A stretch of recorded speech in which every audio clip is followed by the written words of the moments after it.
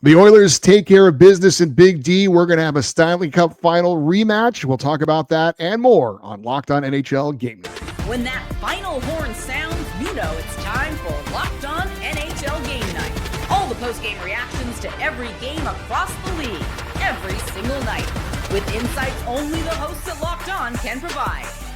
Prepare to experience game day reactions like never before, only on Locked On NHL Game Night. Your team every day. Hey, hockey fans, welcome to Locked On NHL Game Night, part of the Locked On Podcast Network, your teams every day. Thanks for making Locked On NHL Game Night your place to get a recap of the night in the NHL. We are available 7 days a week, wherever you get your podcasts and on YouTube.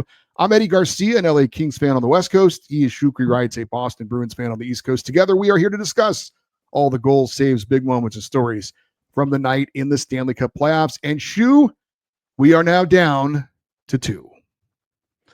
We are down to 2, and it's going to be really compelling the next couple of weeks. And I'll tell you, tonight's game number 5 in Dallas did not lack for drama. And did we have a breathtaking moment that we're going to dive into? So it's going to be one hell of a episode. So stay tuned. Well, let's get right to it. Game number 5 in Dallas. The Oilers leading the series 3-1. Obviously a must-win on home ice for the Dallas Stars. Things did not start well for the home team as they fell behind 3-0, and that would be the big story of the game. They could not recover. They tried to mount a comeback, but in the end, a convincing 6-3 win for the Edmonton Oilers as they advance for the second straight year to the Stanley Cup Final, where they will take on the Florida Panthers for a second straight year. We'll preview the Stanley Cup Finals matchup and talk about what we think about seeing two teams go at it once again the very next year. But let's start, though, with the winning side, get a report on Game 5 of the Western Conference Finals, and check in with our host of Locked On Edmonton Oilers. Your television sets, yes, it is the...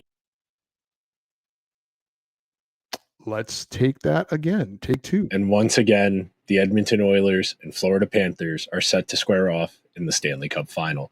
Nick Sararis of Locked On Oilers here after a resounding Game 5 victory for the Edmonton Oilers that saw the Oilers run Jake Ottinger out of this game within the first 10 minutes. A pair of goals from Corey Perry and Matthias Janmark ran the Stars goalie early, and the Oilers, as has been the case for most of this series, put on a strong defensive performance, limiting scoring chances, wearing Dallas down. Connor McDavid set up the Perry goal, had the massive breakaway goal to really give the Oilers a little bit of breathing room.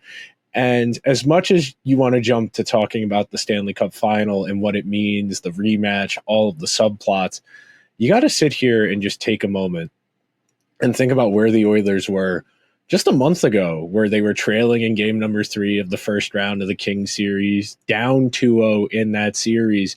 And here they are playing the best hockey they've played all season. And it's not an exaggeration to say this is the best hockey the Oilers have played since last year's playoffs, and they've continued to get better with each passing round. Winning against Vegas and Dallas in 5 in each series is really impressive and something I frankly didn't think was in the cards. For everything you need to know about the Edmonton Oilers heading into the Stanley Cup Final, be sure to check out Locked On Oilers wherever you get your podcasts or over on YouTube. And thanks to Nick Sararis, the host of Locked On Edmonton Oilers, for that report. And Nick and I talked before the start of the Kings-Oilers series. Of course, me being the host of Locked On LA Kings, we did a crossover show. We talked about the matchup, and we both concluded that we thought the Kings were the better team and that they would probably win that series. And the Oilers have surprised me every step of the way. They continue to do it. Maybe they do it once again in the Stanley Cup Final. But I think the thing that Nick and I both have probably been surprised about the most is the depth scoring for Edmonton. It continues to be a major factor in their success. And we saw it again in Game 5 of the Western Conference Finals. When you're getting goals from Matthias Janmark and Jeff Skinner, who's only in the lineup because Zach Hyman is hurt. I mean, that doesn't happen very often. All the players they plugged in have scored. So many different guys contributing. I did not see this coming in any way. We know Connor McDavid's amazing. We know Leon Draisaitl's amazing. but everybody else contributing and stepping up has been a huge reason, probably the reason why the Edmonton Oilers won this series and are going back to the Stanley Cup Final.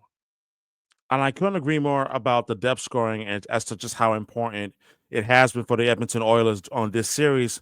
But I wanted to take it a step further for the both of us, and I will say the following, that the depth scoring for the Edmonton Oilers is 1A, the reason why they're back in the Stanley Cup Finals. Am I shocked that the Edmonton Oilers are back in the Stanley Cup Finals? Not at all. Truly not. And even going back to the first round, like a month ago, where they were down 0-2 against the Los Angeles Kings, sorry, Eddie, and they ultimately came back to win that series, you just saw, like, if they have the depth scoring, and you saw it tonight in game number 5. I mean, you talked about it, like with Janmark and Jeff Skinner being in the lineup, replacing a Zach Hyman, who is most likely going to be out for the remainder of the playoffs in the foreseeable future, and as well as getting contribution from Evander Kane and as well as Kasperi Kapanen as well. What more is there to say? I think that this Edmonton Oilers team is a lot more mature, a lot more wiser this year than where they were just even a year ago. And I also want to touch on something that I think it's really worth really getting into, and that is because I think Jeff Skinner's goal, his first goal, proved to be really important.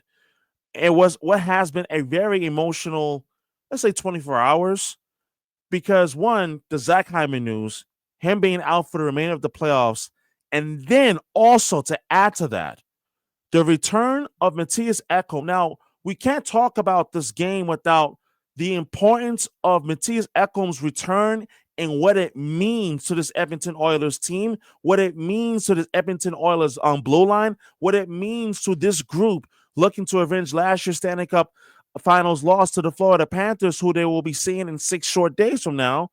And he made an immediate impact in this game. So on so many fronts, the depth scoring for the Oilers was absolutely huge this series.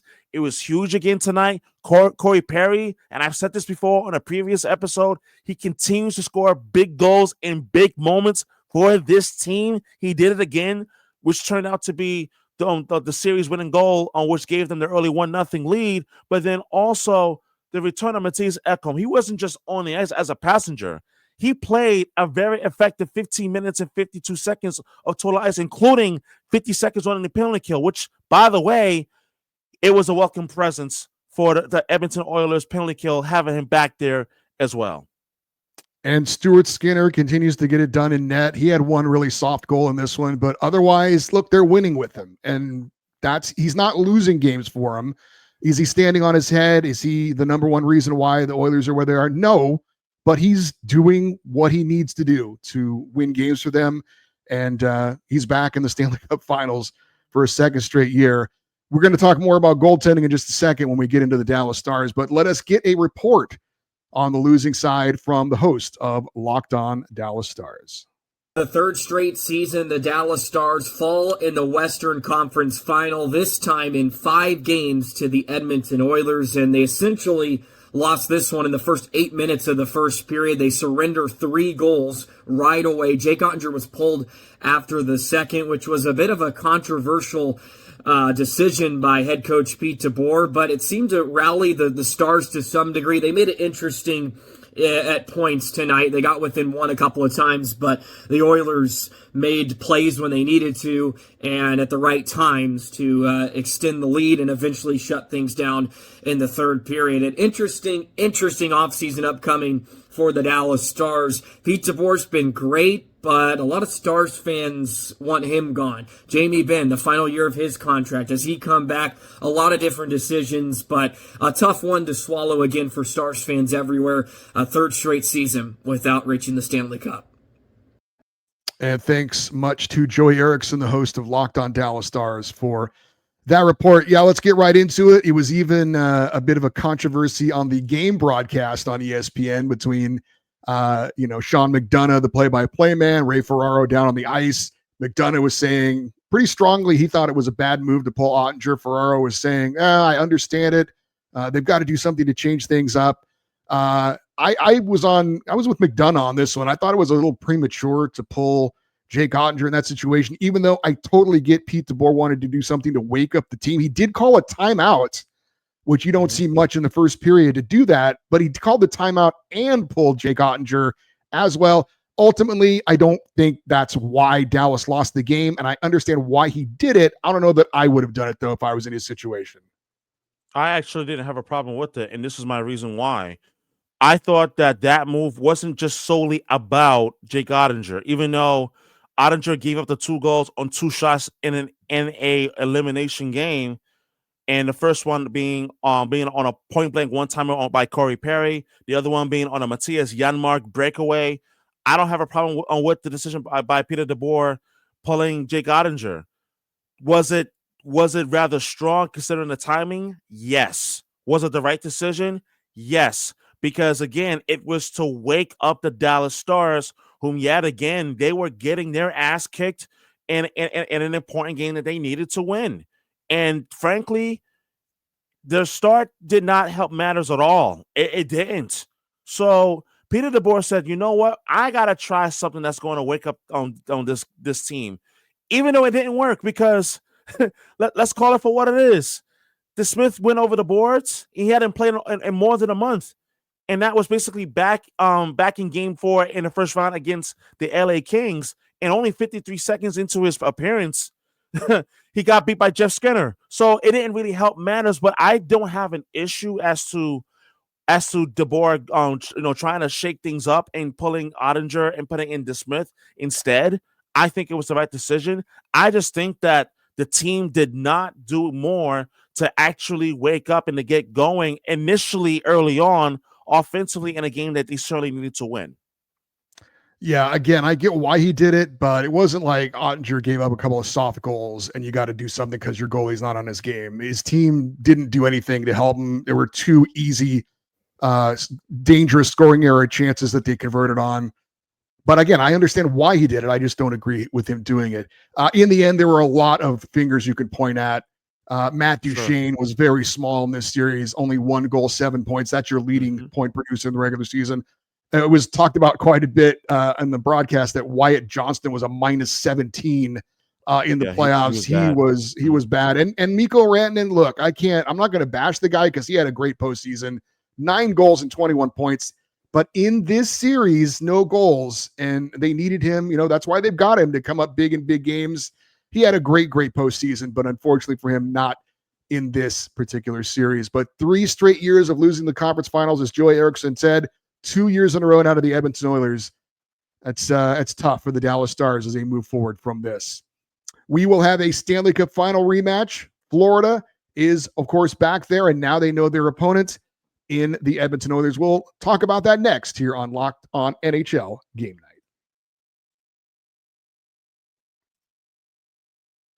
The NBA playoffs are in full swing, and every night delivers highlight-worthy performances, major momentum shifts, and can't-miss moments. Whether it's a game-winning shot or a breakout player, there's never been a better time to get in on the action. FanDuel makes it easy to stay in the game before tip-off and during the action with player props, performance trends, and same-game parlays. Fans have more ways than ever to play smart and win big. Which players are showing up in the biggest moments, and how could tracking their trends help you build your next big bet? What would it look like to combine a live prop bet mid-game?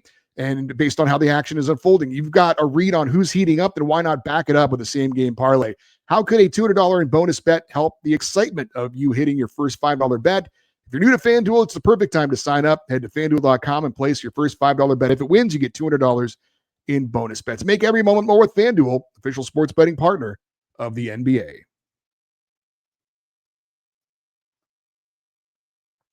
All right, we now know who is going to meet for the Stanley Cup Final, and it's the same 2 teams as a year ago. The Florida Panthers are defending Stanley Cup champs against the Edmonton Oilers. Game 1 next Wednesday, June the 4th, so that we've got some time to really chew up and digest this matchup. Third place team out of the Pacific against the third place team out of the Atlantic. So much for finishing top 2 in your division. Panthers beat Tampa Bay in 5, Toronto in 7, and Carolina in 5. Edmonton beat LA in 6, Vegas in 5, and Dallas in 5. Shu, just your thoughts on, as a hockey fan, seeing the same two teams meet in the Stanley Cup final for a second straight year. Is that exciting? Are you kind of about it? What are your thoughts on seeing the same two teams again? To be frank with you, Eddie, I'm fired up. Some people may get tired, like, it's boring. Why do we have to have the rematch again? Like, do you understand just how rare this is? Eddie, this is only the 5th time since 1967-68, when the expansion era began, that we're seeing a rematch in the Stanley Cup Finals. I'm going to give you the other 4 instances. 1977-78, Bruins Canadiens. As a Bruins fan, I don't want to talk about how it ended. 1983 and 84, the Islanders and the Edmonton Oilers. That was when the Oilers dynasty began in 84, finally breaking through. As well as Detroit, Pittsburgh, 2008, 2009, back-to-back years. And then now you have the Oilers and the Panthers again happening. And let me tell you something, ladies and gentlemen.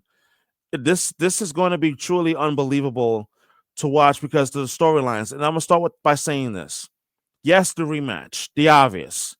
Tkachuk versus Brady. Not Brady, because Tkachuk versus Connor McDavid, rather, excuse me. But I think the bigger storyline is going to be the following. How much has this Edmonton Oilers team mature and grown? Because I think they have really grown and mature from last year. And I heard it even in the post-game conference and following their Game 5 win over the Dallas Stars, where it was very matter of fact. There wasn't a whole lot of, jumping up and down, yay, hooray. It was more of like, okay, we did what we needed to do. Now, for the second straight year, you have another chance.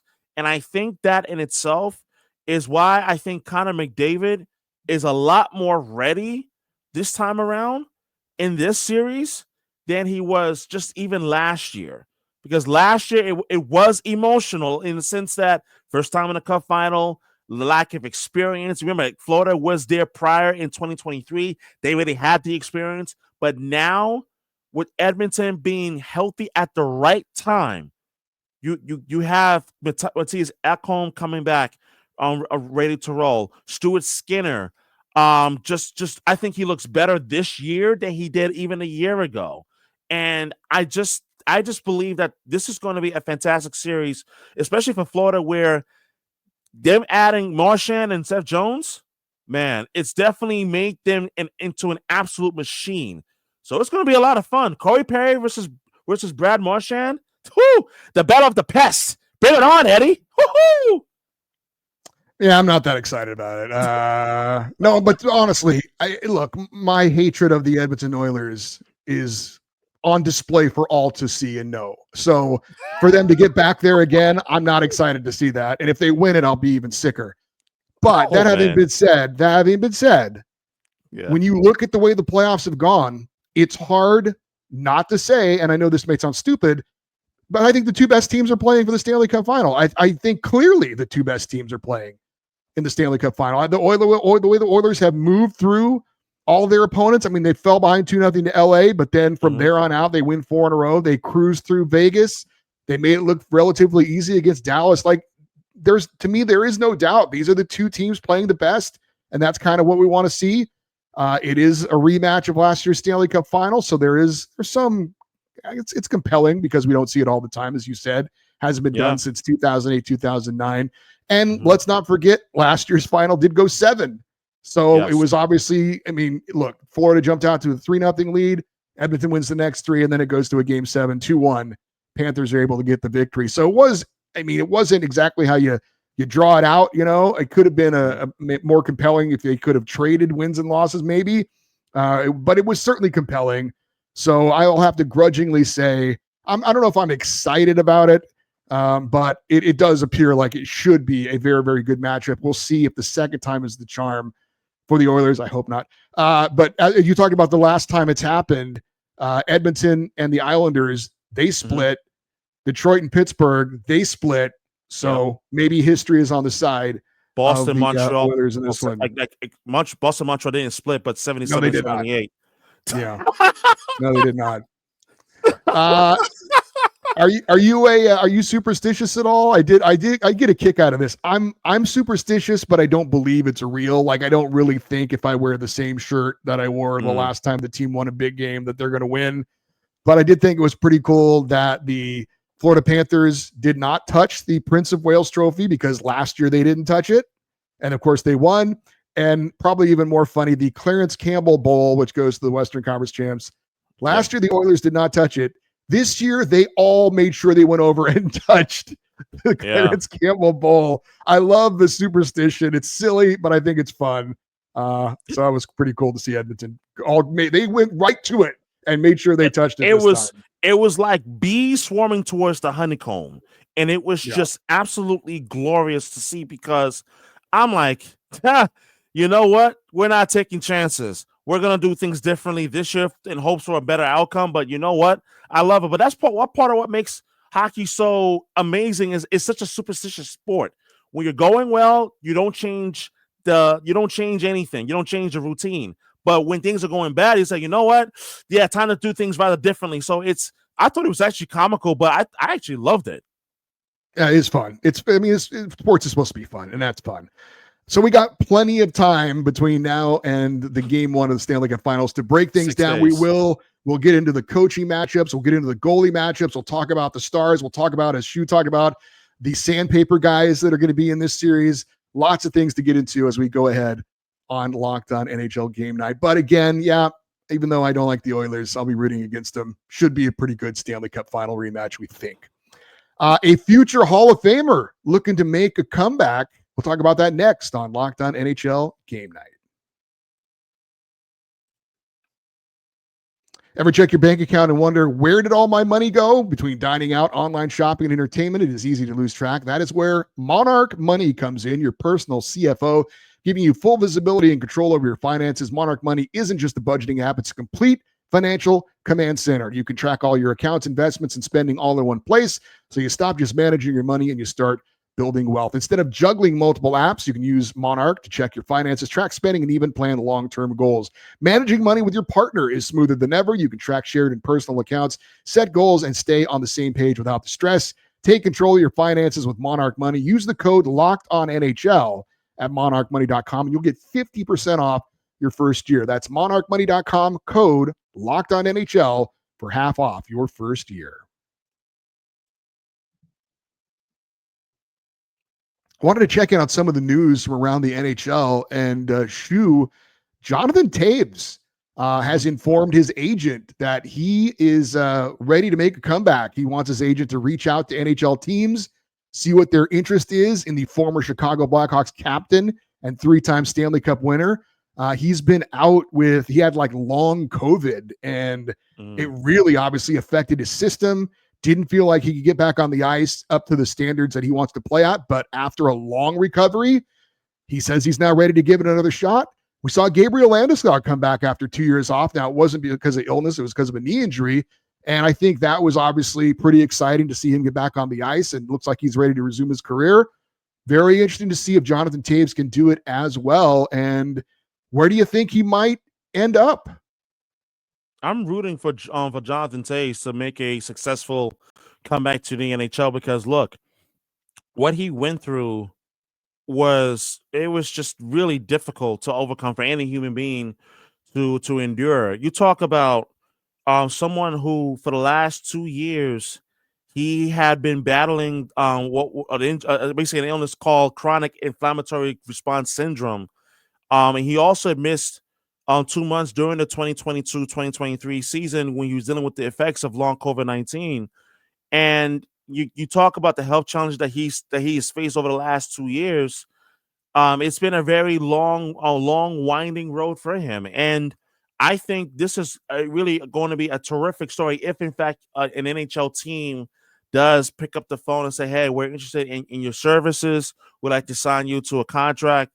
I think it would be really huge to see him return back to the ice. And Jonathan Toews made it clear that he was not satisfied with how things ended with the Chicago Blackhawks especially considering that that basically like Kyle Davidson, the GM at the time, had mentioned that they weren't going to bring him back. But I do think that there will be teams that will be interested. I do think that that Jonathan Toews, with all that he's had to go through and deal with in terms of like the healing and everything else that he did, including the trip that he took to to India as well, and as well as he was surfing at one point in Indonesia. I think he's ready. I think a team like the Bruins, for example, could be interested. Could be. I'm just speculating. Maybe a team like Tampa Bay, for example, could use his services. Because I do think that he is still one of the great leaders that hockey is known in this generation. And I think that a team that could use a player of his caliber, of his ilk, could potentially make a difference. I think it would be cool to see him return with either one of those two clubs or any other club that decides to sign him. Yeah, I'm rooting for him as well. It'd be great to see him, be able to come back and kind of like Landeskog, you want to end your career on your terms if you can. Not a lot of players can do that, but at least you don't want to go out, the way that it was looking for Jonathan Toews. I think two places are intriguing a little bit. He's from Winnipeg, so maybe with the Jets, they're a team that could use that playoff experience, that leadership, right, to maybe help them get to where they want to go. And his old coach is coaching in Anaheim now, Joel Quenneville. That's a young team that could use some leadership. Maybe Anaheim could be a place for Jonathan Toews. I know they're on the rise. They've got a lot of young talent. Maybe if everything goes well for them next year, they could flirt with the playoffs potentially. But those are a couple of places that I thought of maybe might be a fit for Jonathan Toews. Washington Capitals are kind of doing some spin as there was a email sent out to their season ticket holders that, hey, next year is Alexander Ovechkin's last year because you want to get in on your season tickets. And then they were like, oh no, that was a mistake from someone in the sales department that sent that out. They're saying no decision has been made on Ovechkin's future. Obviously, he's going into the final year of his contract. I wouldn't be surprised if last year was his final year. He's kind of talked about how he wants to. He's won a cup. He's got the scoring title, the all-time goal scoring record now. He passes 900 goals next year, and I could see him riding off into the sunset after that. But we'll see. I don't know if that was a slip up and they were revealing something they shouldn't have, but they're trying to say, "Oops, that was a mistake." Don't disregard that email. Put that in your junk. Was it a fraudulent slip of the fingers? I don't think it was. I think someone may have like found out and decided to say we're just gonna leak out the puppy. But honestly, it wouldn't shock me if next season was his final year in the NHL. But I could also see him playing 3 or 4 more years easily because it's not a question of whether he can still perform. Everybody knows the answer is yes. That's not where I'm getting at. But I have definitely I've like read different stories here and there, like about, again, speculation. Maybe he wants to return back to Russia, play in the KHL to wrap up his career, similar to what Pavel Datsyuk did after he retired from the NHL as well. So I just wonder if that was truly a mistake, or if this is a way of, like getting, I guess, people talking. Because after all, people in the DMV region were probably panicking, like, is this really it for the Great Eight? But that was funny, but then not funny for Capital fans to have to deal with that. That sudden, like, multiple skipping of the heartbeat. Lane Lambert is your new head coach of the Seattle Kraken. So the Penguins and your Bruins are the only two teams left to yet to fill their head coaching vacancy. You might remember Lane Lambert was very briefly the head coach of the New York Islanders. He followed Barry Trotz. He had one season and they made the playoffs. And then the next year he got fired pretty quickly and replaced by Patrick Waugh, who we're going to talk about in a second. But Lane Lambert is your new head coach of the Seattle Kraken. Hopefully he'll get more of a chance than Dan Bilesman did after one season. They kicked him to the curb. So Lane Lambert now is in Seattle. I didn't necessarily like the fact that Dan Bilesman was fired after one season. I agree. Yeah. But I mean, I can't sit here and even try to like justify it. It's just hard. But as far as Lane Lambert, I mean, this is someone who has experience coaching in the NHL. He was an associate head coach for the Toronto Maple Leafs this past season under Craig Berube, and this was also someone who was an associate coach under Barry Trotz for 4 seasons from 2018 to 2022.